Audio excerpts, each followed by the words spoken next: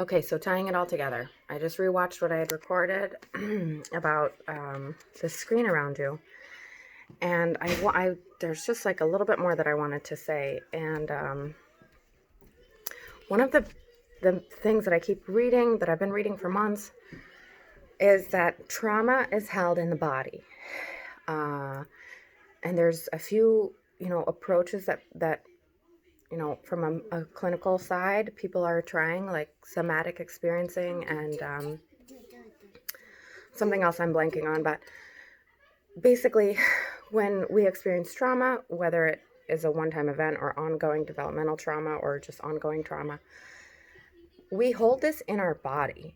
And that's why I was thinking of this screen, this glass over yourself. And now I'm thinking, what if it's more of like a personal bubble or your body, right? We're constantly painting within our body this information that we're learning out in the world. And not just that, but we're born into a society with information in our DNA about how to survive, how, you know, we pass down, we inherit this wisdom and trauma. We know that trauma is inherited. So something like misogyny, like I mentioned in the earlier, is like that's been passed down from generation to generation. It's like written into ourselves in a way that we don't understand, that like women are less than men. We there, that's out there. That belief, that idea, that exists. Whether we want it to exist or not, it exists, and it exists within me. And until I get comfortable with my body and seeing where these horrible, unacknowledged biases live within me, I'm going to keep being hangry. If I don't acknowledge where this hatred lives within me, then it will continue. And making sense of my past, talk therapy and this more cerebral aspect, that's all well and fine. But, my parents aren't responsible for repainting my globe. Maybe they showed me some horrible shit. Excuse my language. Maybe they showed me some horrible stuff that influenced what I painted, what happened in my body. But it's my body. And I have the ability to go in and reconnect with these parts that I've convinced are unsafe to feel.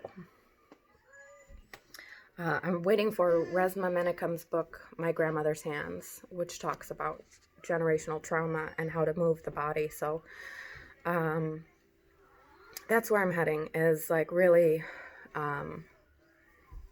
going into my body to see where the trauma exists today.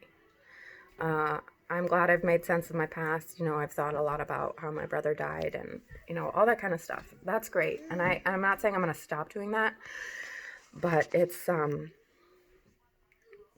just really important to go into my body.